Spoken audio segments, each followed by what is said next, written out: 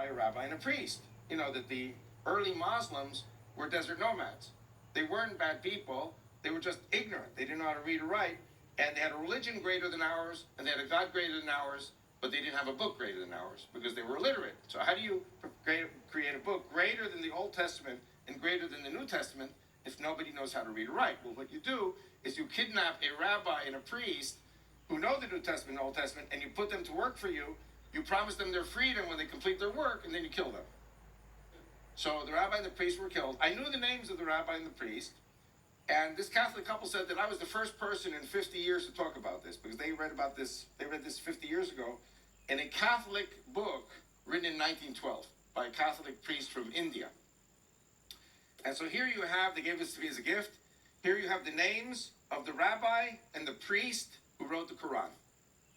And so they were very, very pleased that I was sharing something that nobody else talks about, that the Quran is a pure fabrication. And the rabbi and the priest self-destructed the Quran from within with a number of traps that were laid. Unfortunately, Jews and Christians are ignorant of the Quran.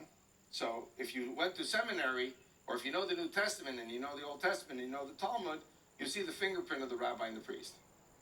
Anyway, so I wanted to conclude the 5 deceptions. I promised I'd do this in 5 minutes. It took an hour. But it's very important for the Shiite Sunni understanding of what's going on. They have a book, which is a book of malarkey. The Quran is a joke book, a sick joke book full of lies and aberrations and nonsense.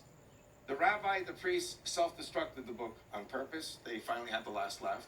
And it is a pity that Jews and Christians are not aware that a rabbi and a priest wrote the Quran.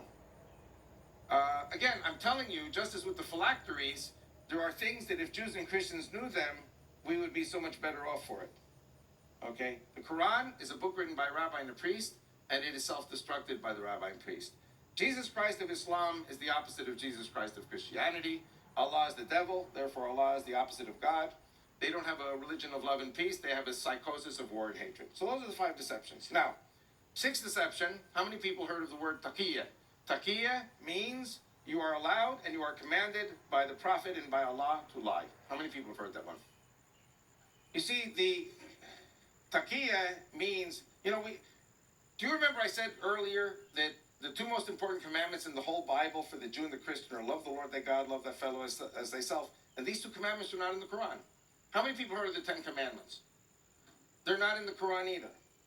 Okay? Now, can the Quran be a holy book? The rabbi and the priest made sure to it that those things would not be in the Quran for a reason. So there is a teaching in the 10 commandments for the Jew and the Christian. Jesus repeats the 10 commandments. And, of course, thou shalt not lie. Thou shalt not tell a falsehood. Islam commands you to tell a falsehood.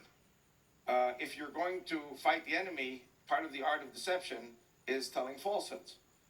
So a Muslim must lie to the Jew. The Muslim must lie to the Christian.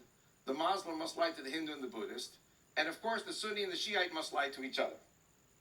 Okay, so there is no telling of truth. And by the way, I'm wrong about one thing. There is one commandment in the Quran that is really there of the 10 commandments: thou shalt not kill.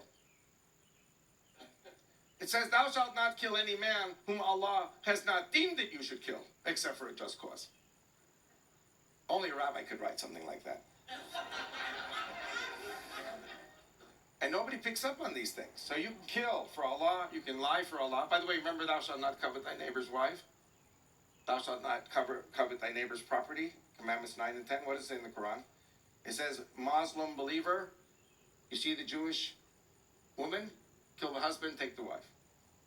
Take the house, take the gold and silver, take the flocks. You see the Christian woman, kill the Christian husband, take the wife. So Islam commands Islamic warriors to covet that which is thy neighbor's. Now, if you're a Shiite and a Sunni, the Shiite looks with covetousness on the Sunnis, and the Sunnis looks with covetousness on the Shiites, because they're infidels. You understand? The Shiite-Sunni struggle can never end because they see each other as infidels. Okay.